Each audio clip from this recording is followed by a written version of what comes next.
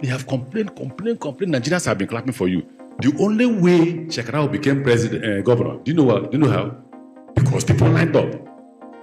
When they ask how many people are there, they say over 500,000. No, I won't give 500,000. Announce Shekarau. It's happened in Ghana. You are talking, abusing everybody. Nobody has power and will give it to you. Nobody, not even me. If you want a pastor as president, can get one. The politician is there in Nigeria to steal, to maim, to kill, to remain in power. If you think Tinubu will give it to you, you are wasting your time. So when we speak, we forget history. Unfortunately for me, poverty has made me to be part of the political system from when I left university. I left university 1987 and I've been part of the process till today. You can't wish me away in the formation of APC. You certainly can't wish me away. You can't wish me away in how APC won election. You can't. But the truth is that if some of us did not stick at our neck, say, PDP, good luck, we want to die with you. When they saw that we were ready to die, what did they do? They gave up power. This humble statement by Rotimi Amaechi, the former governor of Rivers State, at the National Conference on Strengthening Democracy in Nigeria, which held in Abuja, it is causing serious sleepless nights for some people, and the response is coming from an unusual quarter. The Minister of State for Defense, Bello Matawale, has warned Amaechi, he called him by name, that there will be consequences if he doesn't desist from inciting Nigerians. Ordinarily, the response should have come from the retinue of media aides of Tinubu and the presidency, because this is politics. But the Minister of State for Defense took it upon himself to reprimand Rotimi Amaechi. What does that say? Anyway, let's hear what he said. It is both reckless and dangerous for a former public office holder to make such inflammatory remarks at a time when the government is working tirelessly to consolidate national unity and security. No responsible leader should be fanning the flames of violence and political unrest. Let me make it clear. The security agencies are on high alert. Any individual or group found inciting violence or attempting to destabilize this nation will face the full force of the law. We will not tolerate any form of subversive rhetoric that seeks to undermine national unity or incite lawlessness. Amaechi and others who think they can manipulate our youth into chaos should rethink their actions. This government will not fold its arms and allow any individual to disrupt the peace and stability of Nigeria. Well, this statement says more about the person releasing the statement or the government is working for more than the person he wants to intimidate. Do they still maim and kill Nigerians in office? Because that was exactly the reference Amaechi made. If he felt that Amaechi was talking to him directly or that he was talking to Tinubu, yes, he called Tinubu by name, but it was just a passing reference that he will not give up power peacefully or on a platter, that Nigerians must work for it. There's nothing inciting in the statement. After all, the way he's going, you will see that he's not ready to quit. He's still feeling that he's entitled to a second term. He doesn't care what anyone feels. He's just focused on the fact that he deserves that Emilokon second term. Yes. So someone, a politician that has been in office for many years, like Rotimi Amaechi, reminding Nigerians that, hey, you must defend your vote on election day, so that all that they are doing today, appointing all their cronies to different positions and everything, in order to make sure they will be able to manipulate the votes like they did in 2023, he's just reminding Nigerians that you cannot continue praying or maybe complaining that things are too hard. Take politics more seriously. You must make sure you defend your vote. This brings us to what we have always been saying. Nigerians must defend their votes on election day. There's no other option you have. All the people trying to discourage you otherwise, they might actually be working for the government, because their focus is to make Nigerians discouraged. In a way, there will be serious voter apathy. The less people come out to vote on that day, the easier it will be for them to rig the election. Yes, imagine they successfully rigged the election in 2023 despite the massive turnout, but now Nigerians have to redouble their efforts. They have to increase the turnout by at least up to 50%. If truly we have more than 19 million registered voters in Nigeria, why shouldn't up to 50 million people troop out in massive numbers on election day to cast their vote?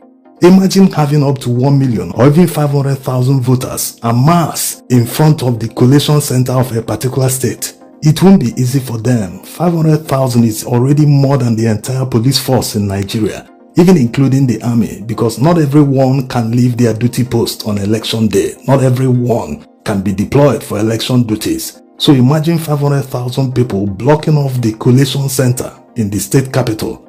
No one will leave except they do the right thing, while the main politicians are there around the INEC headquarters in the state and hounding on them, shouting, singing, cooking, doing everything, making it like a massive, huge carnival. People will say that they are not leaving until the results are announced. If people dig in, they'll be forced to do the right thing because they know it will be very dangerous if they do otherwise. So don't listen to anyone. All they are trying to do is to put fear in the minds of people to discourage them from coming out to vote on election day. You hear people drop lines like, he was able to do it when he wasn't in power. How do you think he can be defeated now that he controls everything? These are defeatist statements. If the people are not working for the government, that they are not pushing a narrative, then they should devise a way to beat them. Yes, it's simple. If you find an obstacle, find a solution to the obstacle. That's how it works. Are they trying to tell Nigerians that they must give up, that there is no way to defeat the enemy? No, you must do something about it. Just like the analogy that people called you. People came to your estate and said they are coming to rob. They dropped a date, telling you people to keep money for them, keep everything, that they are coming. What do? You don't have to open your doors and make it easy for them and run away and say, these people, I don't want to die. Let these people come and carry everything they want to carry. After that, they will return. No, you don't have to give up without putting up a fight. You have to fight as if your life depends on it. When they declare that an election will hold, it is called an election, not selection. And we all know how election works. Whatever law, amendment of electoral law or not, we know how election works. People come out to vote. After they finish voting, the votes are counted and results are entered, and it passes through different stages of collation. That's for the presidential election, and the final winner is announced at Abuja. So citizens have the responsibility to make sure that people don't steal from them, because this is stealing. And it should be treasonable for that matter, because this is the process of electing the president of the country. If people subvert the will of the people and push another person, which is called rigging, it is nothing short of a coup.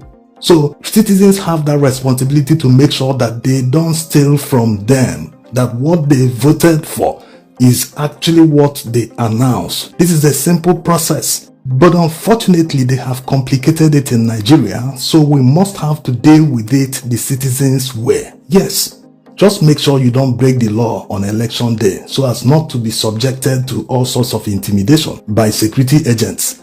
As a law-abiding citizen, after voting, stand your ground. No one has a right to move you from where you're standing, since you are law-abiding. It's as simple as that. And use that your massive numbers. There is power in numbers. Mobilize yourselves to make sure that no one intrudes, that thugs don't invade your polling unit or your area to steal ballot boxes or burn ballot papers. So once you do that, other people will take it from there. That's the only way you can be sure to secure your votes.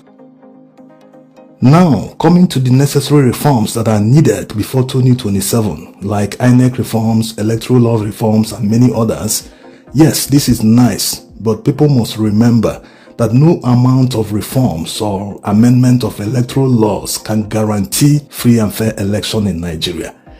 The reason people trooped out in massive numbers during the presidential election of 2023 and even prior to that during PVC registrations and collections was because they trusted the system and INEC, going by all their assurances that votes would count. What happened at the end of the day?